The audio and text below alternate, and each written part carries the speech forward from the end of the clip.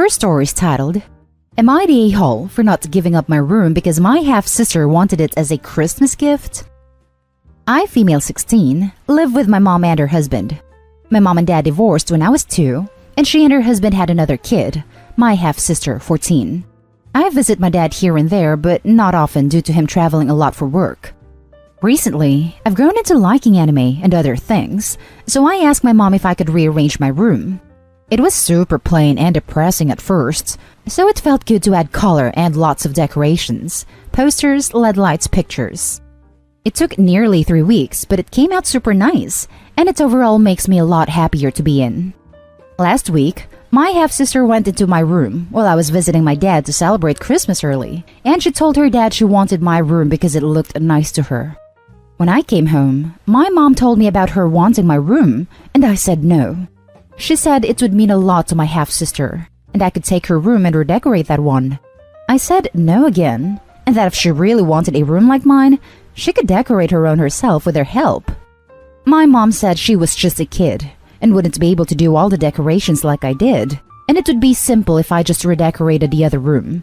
I was angry. My mom would even suggest I give up my room I worked hard for, and even spend my own money on everything but the paint. Her husband offered to give me money to decorate the other room without spending my money, but I still declined. My mom called me a brat and said I was almost 17 and should grow up, that I wouldn't be in the room any more than another 2 years, so it wasn't a big deal to give it up. Her husband called me selfish and said I was crushing his daughter's feelings and that was the only thing she wanted for Christmas. His words were, "Opie, how could you crush your little sister's dreams and be so selfish? I get it's just a room, but I still don't think it's right that I have to give up something I worked hard for because she went into my room without my permission, something they didn't even care to acknowledge." My mom has been trying to convince me to give her the room, and I said if she takes my room then I'll remove all the decorations. She has been mad at me for nearly 3 days now, and I feel like an awful person for letting it get to this extent. Am I the a-hole? Editing to add, my sister isn't willing to decorate her room with me. I've offered, and she said no. She just wants my room for I don't know what reason, and I refuse to decorate her entire room by myself. Now for the top judgment. Not the a-hole. 1. Don't sell yourself short. It's not just a room. It's your space, your hard work, and your passion. 2. Your mom has it backwards. You only have another 2 years in the room, so it's actually a big deal to give it up. 3. Your mom's husband has it backwards. Your little sister is the one being selfish. 4. Disregarding the original owner's hard work and wishes and taking something away from that person shouldn't be labeled a dream in any situation. They're distorting everything. You're not an a-hole in the least. I'm sorry this is happening to you. All of this, I'm so confused about this. Like, why don't they just give them the money and ask Opie to decorate sister's room for her? Problem solved. Why would they go to the route where they hurt one child? Sister Yet is 14. She maybe doesn't understand that she didn't want a physical room. She wants cool decorations. But parents are old enough to know that decorating sister's room is all that is needed. I can't imagine what makes your little sister think she's entitled to your room. Hint, the parents. Not an a-hole. What the hell? It's your room.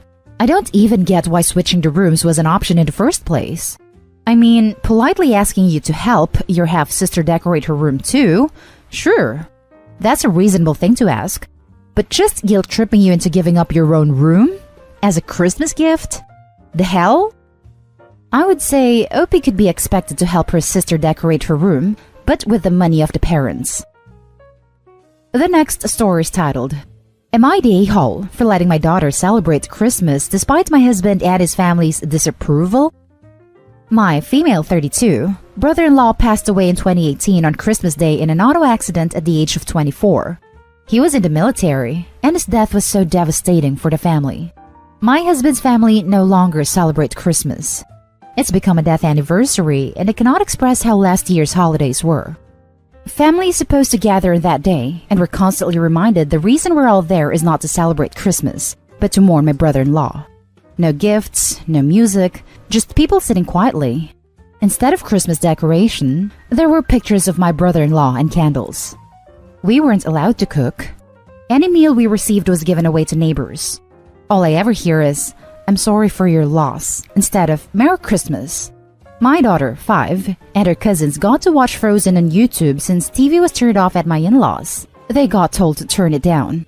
My daughter made her grandma a sweet Christmas card, and I ended up being berated for not telling my daughter to make a card for her uncle. This may sound selfish, but the kids couldn't be happy, including my daughter. It was awful. I suggested a different way to celebrate this year, but still celebrate. They all vetoed my suggestion, and husband's mom told him to handle me. Like, huh? I received texts from in-laws telling to come over for the anniversary. I told my husband that I want our daughter to be happy and not experience what happened last year. My daughter begged her dad to take her somewhere and do some activities. He was just wrapped in his blanket, telling me to wake him up at 3 p.m. so we can go visit my in-laws. I baked cookies but was told to leave them at home. He said he'd buy gifts, but I shouldn't tell anyone, and he'd organize a secret gift exchange between family members. We arrived there and it was the same scene from last year. No food or music or gifts. I was upset, so we just had to sit for hours while everyone else enjoyed the holidays. I left with my daughter after my husband argued, saying, "Suck it up, we won't be here next year." And I took her to the restaurant and enjoyed a meal and did some activities together. My mother-in-law started calling me to berate me. When I got home, and there was text from her and my sister-in-law calling me insensitive, cruel, heartless, shameless, etc. I got into an argument with my husband, saying I shouldn't have acted so selfishly and pretended like the family's loss was nothing to me and leave like that. He said that I should have made plans for another day, but I was stubborn. I argued with him that my daughter couldn't even eat at my in-laws, and he kept making excuses for them, telling me that I just ruined his relationship with his family. Now for the top comments. Not day haul. Losing someone on Christmas Day is tough. Of course, it will never be the same again. But turning the day into a week every year won't bring him back. It just robs those still alive of joy. And don't we all need that after this year? There are ways to keep his memory alive while celebrating Christmas. If your parents-in-law prefer mourning that day, they're free to do so. They just shouldn't force it on everybody else, especially children. We're supposed to gather at their house and sit there for hours not doing anything. They can call me selfish, but I felt bad for how my daughter wanted to enjoy the holidays like the other kids, and I was berated, was called names, and they think that I don't care about their pain. It hurts, especially since my husband agreed with them instead of thinking about his daughter. Not day haul. Your kid is very young and deserves to enjoy the magic of Christmas, especially after this year. You're not day haul if you want her to enjoy the holiday. I do understand that the family has suffered a tragic and terrible loss, especially since your brother-in-law was so young, so it's pretty hard to celebrate the holidays, in particular if they coincide with the anniversary. In my opinion, it sounds a bit too much because from the way you describe it, it looks like they're holding a wake. I'm not judging here. Everyone of course faces grief differently. But asking little kids not to celebrate Christmas and have a fun day is, in my humble opinion, kinda wrong. I hope you understand what I mean. I don't mean any disrespect. Absolutely. My heart breaks for the other kids, and I wish I was allowed to take them to do some fun activities. But their mother, sister-in-law, is against that. I honestly don't understand why the kids should be robbed of joyful times. They're kids. They deserve to enjoy the holidays just like the other kids. This isn't fair. Now let's read the next story. Am I the a-hole for telling my in-laws to keep their paws off my mother's house? When my 34 female father passed away 6 years ago, we were very well off. So my mom, brothers 29-26, and I ended up inheriting a lot. My brothers live abroad and didn't want the hassle of dealing with the property, so they signed their shares over to me. After discussing with them, I sold off all the properties except for a 1 BHK in an area that is at the outskirts of the city. That apartment was being occupied by a longtime employee of our family business, and we let them live there for free.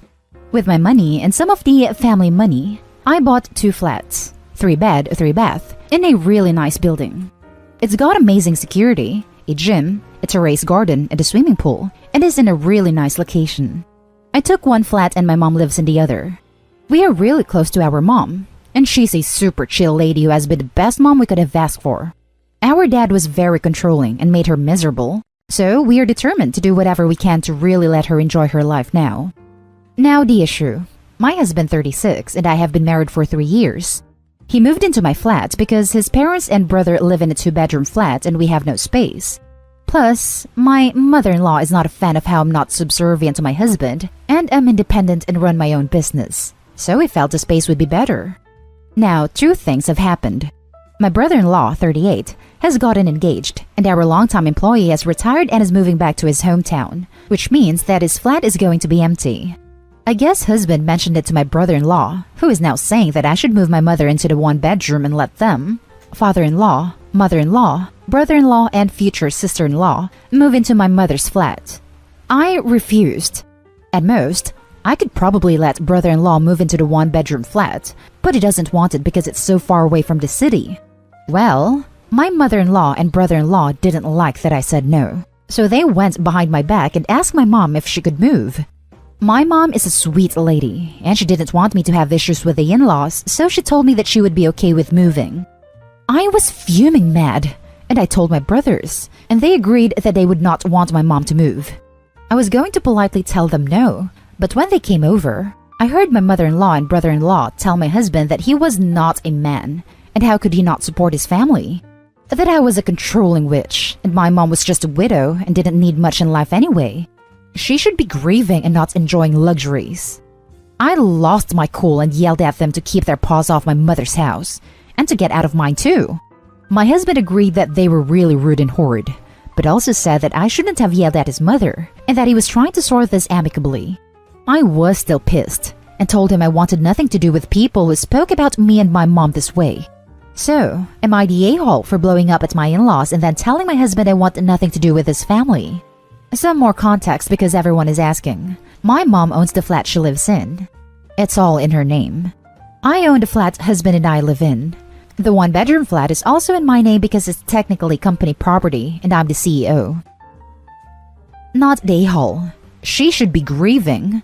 What the actual hell? Your husband needs to handle his entitled relatives.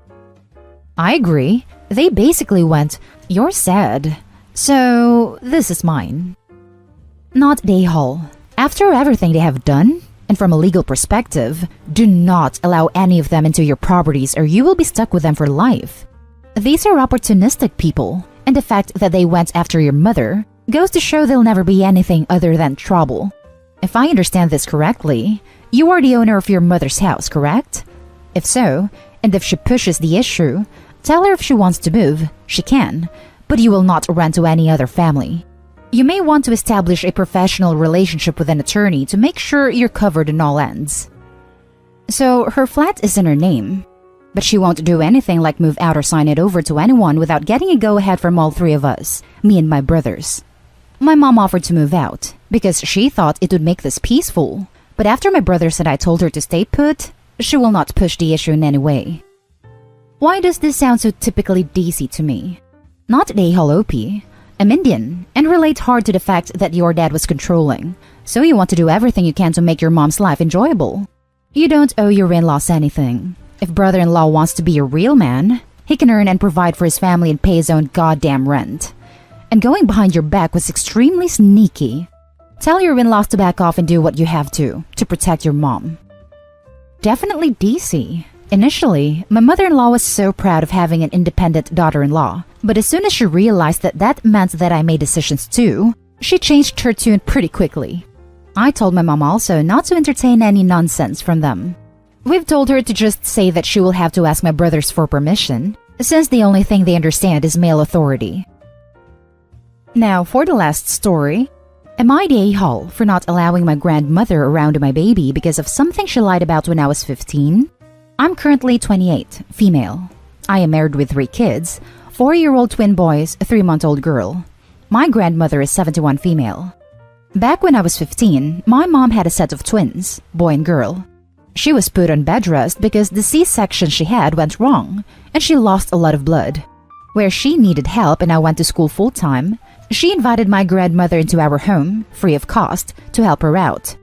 At some point or another, my mom had threatened to kick her out because every morning, my mom would check on her twins to find my brother missing. My gram, who is extremely overweight, had been taking my brother from his crib and was sleeping with him on her chest on the couch. My mom told her multiple times to stop and she refused, so my mom threatened to kick her out. My grandmother's way of retaliating was to tell my mother, who had extreme postpartum depression, that my sister, 2 months old at the time, rolled off the bed and fell onto the tile floors. This never happened.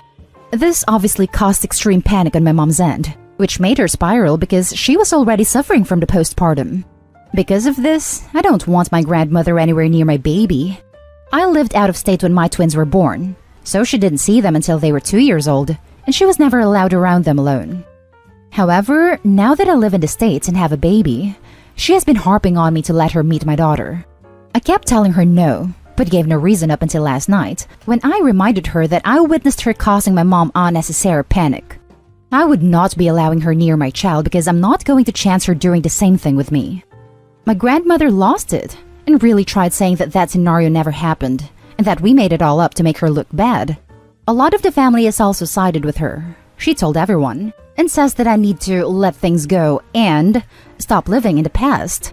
I have been told that I am alienating my grandmother and that I am going to destroy her by not letting her build a bond with my child.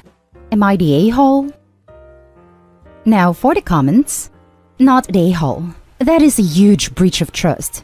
And the fact that you can't let the past go isn't evidence of you needing to grow up. It's evidence that your grandmother messed up so badly, you are still dealing with this 13 years later. My wife and I have no end of toxic family on both sides, and fully support each other and anyone when it's necessary to go no contact. Contrary to what everyone says, you can choose family. Agree very much with this. OP learned a lesson based on the concrete behaviors. Further gaslighting trying to say OP didn't see what OP remembers seeing reinforces that there's a high chance it'll happen again. All reason says OP is smart. Not the a-hole. You are under no obligation to let her meet your kids.